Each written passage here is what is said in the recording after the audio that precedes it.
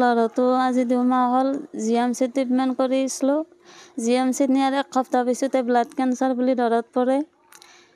মোৰ কিবা কৰি ঘৰখন দিন হাজিৰা কৰি কেনে চলাইছিলোঁ। মোৰ ল'ৰা 2টা, ডাঙৰ ল'ৰাটো এইবাৰ মেট্ৰিক দিব। মই লোন লৈ ল'ৰাটো ট্ৰিটমেণ্ট কৰি আছোঁ।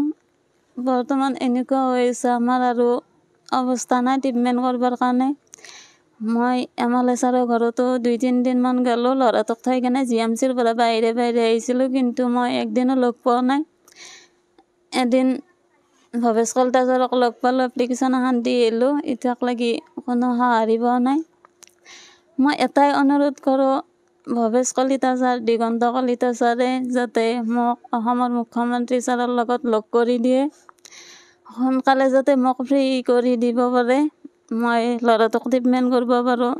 যদি মই লগ নাপাওঁ, ট্ৰিটমেণ্ট কৰিব নোৱাৰোঁ, মই আৰু ল'ৰাটোক ট্ৰিটমেণ্ট কৰিব নোৱাৰিম।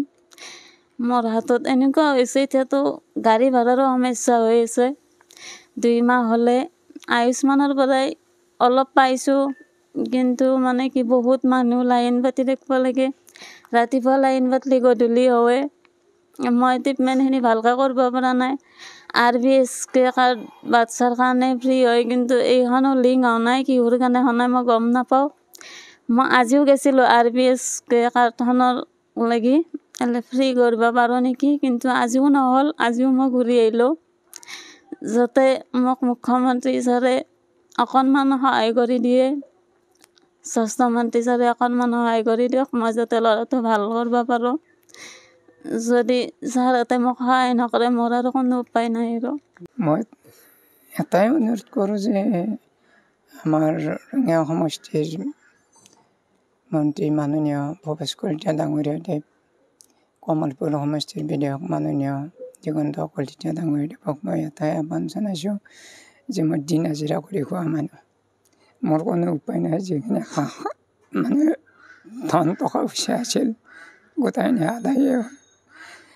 এতিয়াও ল'ৰাটো তাৰমানে ভালৰ ফালে হয় না, যে তেখেতসকলে যে অসমৰ মুখ্যমন্ত্ৰীক লগ কৰি যে মোৰ ল'ৰাটোক খুব ভালৰ ভাৱে তাৰমানে বাহিৰৰ চিকিৎসাই হওক বা অসমৰ আমাৰ GMCতে হওক, তেখেতে যাতে এনেকৈ গোটেইখিনি আমাক ফ্ৰী কৰি দিব বুলি মই আশা কৰিছোঁ আৰু।